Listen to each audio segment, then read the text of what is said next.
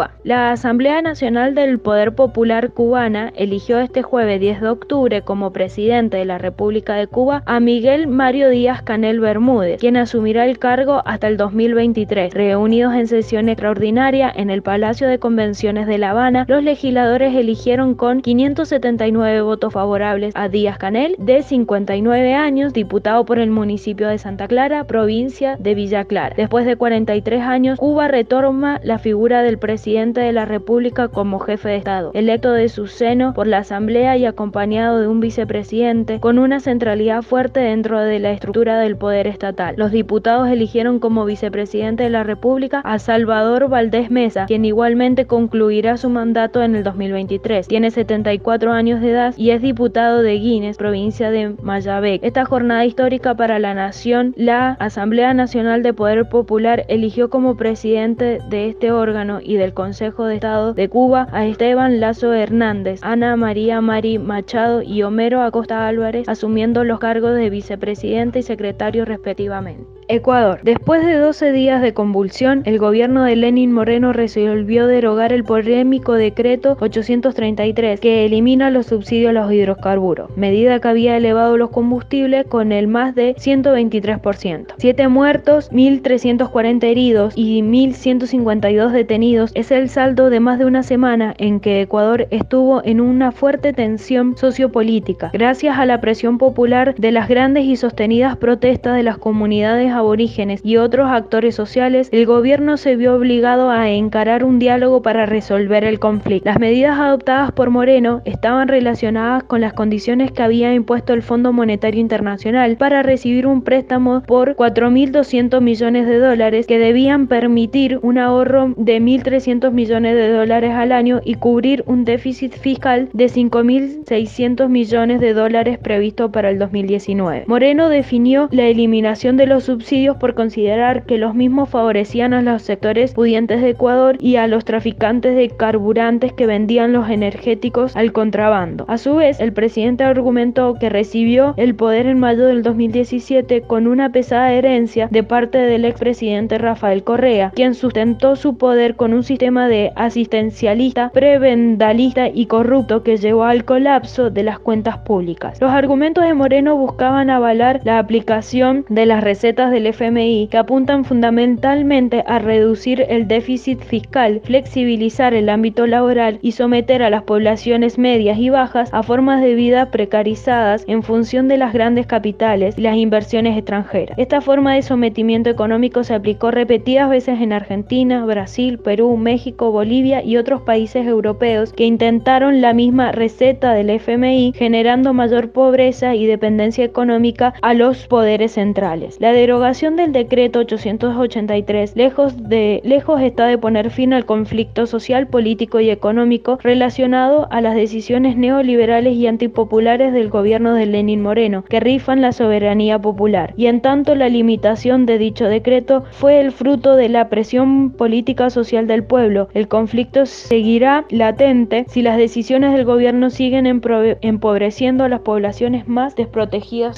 Colombia. El Consejo Regional Indígena de Cauca denunció este lunes el asesinato de otro líder de la comunidad en una zona rural de Cauca. Advirtió que carteles mexicanos están amenazando a los nativos de esa región. El Consejo Regional Indígena de Cauca, a través de un comunicado, rechazó el asesinato del Kiwi Telga Toribio Canas Velasco, de 53 años de edad, ocurrido cuando estaba en su vivienda en el municipio de Toribio y desconocidos le dispararon, causándole la muerte de manera inmediata. El Consejo afirmó también que se seguirá apoyando a la Guardia Indígena en su papel de defensora de la vida y subrayó que no va a permitir que los grupos armados ilegales intimiden a los nativos en su territorio. Las guardias indígenas están conformados por adultos de la comunidad que ayudan a la población nativa a controlar y vigilar sus territorios para promover la defensa de los derechos y que llevan la chonta, un bastón de mando que les confiere su autoridad. Tras el asesinato, la oficina oficina en Colombia del Alto Comisionado de la ONU para los Derechos Humanos rechazó el homicidio y se solidarizó con los familiares de la víctima y toda la comunidad indígena en el departamento. Desde septiembre pasado se han registrado al menos 9 asesinatos de líderes indígenas en el Cauca, uno de los 3 departamentos más cultivos de coca y marihuana del país. El Consejo Regional Indígena de Cauca afirmó que este modo de economía ilícito trae terror y muerte y que están afectando otras comunidades vecinas. Por los crímenes, el CRIC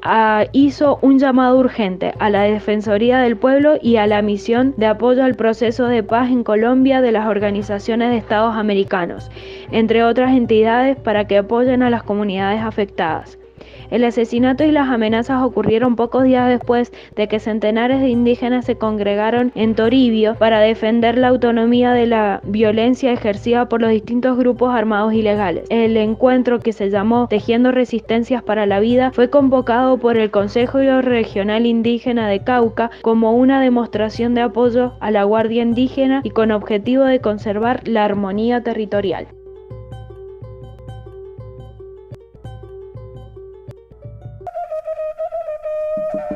Resumen informativo para desalambrar las fronteras. Desalambrando el cerco mediático.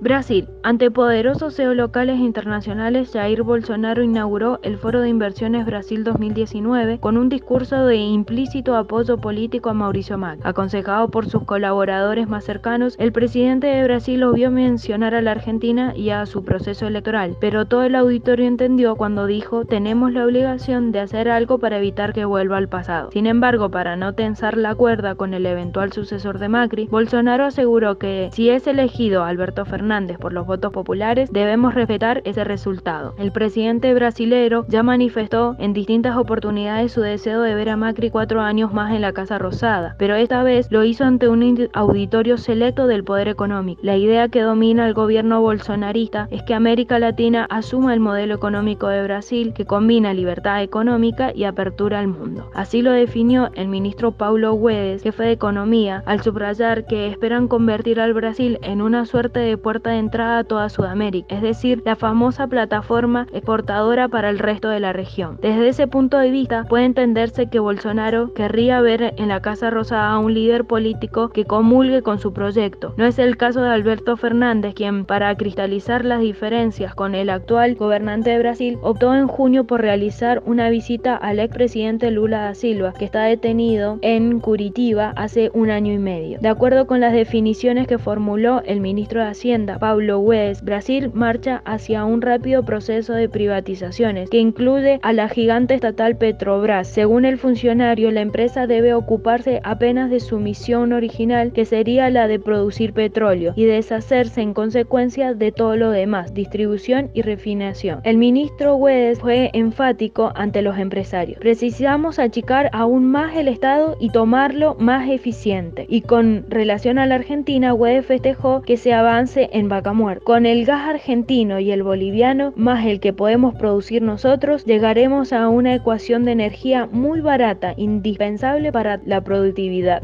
Uruguay. Representantes del colectivo ¿Dónde están nuestras gurisas? Y abogadas del Centro de Defensa y Promoción de los Derechos Humanos presentaron en la sede de la Institución Nacional de Derechos Humanos y Defensoría del Pueblo una denuncia colectiva para exigir que se investiguen los casos de 5 mujeres desaparecidas entre 2008 y lo que va del 2019 en distintos puntos de Uruguay. Se trata de Sandra Cortázar, Jennifer Mironi, Milagros Cuello, Ana Paula Navarro y Florencia Barrales. Todas son mujeres adolescentes y jóvenes provenientes de familias pobres que no han tenido acceso a la justicia, y en varios casos se sospecha que hay vínculos con la trata de personas con fines de explotación sexual, dijo Eva Taverne, del colectivo que impulsó la iniciativa. Las mujeres ingresaron a la sede al grito de "Queremos respuestas, el Estado responsable", en compañía de familiares de Sandra, Milagros y Florencia, quienes fueron recibidos por un grupo interdisciplinario. Una de las abogadas que están detrás de la denuncia colectiva, Valeria España, explicó: explicó que lo que pretendemos es que los casos de las 5 chicas desaparecidas se muevan y que haya una investigación para determinar en qué situación están, dijo Taverne, y aseguró que las familias, luego de hacer la denuncia por la desaparición, no han tenido acceso al expediente, no fueron informadas sobre los procedimientos a seguir, no conocen el número de la denuncia y no saben qué se hizo por el momento. Incluso explicó que muchas veces las autoridades han adjudicado a los propios familiares la tarea de investigar. Taverne explicó que las desapariciones siempre están atravesadas por la violencia de género. Además agregó que muchas situaciones concluyen sobre la base de determinados indicios, que la desaparición está relacionada con la trata de personas. Desde el 2017 hasta la fecha, cerca de 40 mujeres, adolescentes y jóvenes fueron desaparecidas, según el conteo que se lleva a cabo. ¿Dónde están nuestras gurisas? Seguramente el número es mayor, ya que muchas veces no se llega a hacer la denuncia. Este tema tiene que ser absolutamente cardinal también para el feminismo, opinó Delia. Estamos hablando de nuestros cuerpos, de las violencias que sufrimos en todos los aspectos. Es quizás, junto con el femicidio, una de las formas más extremas de violencia de género.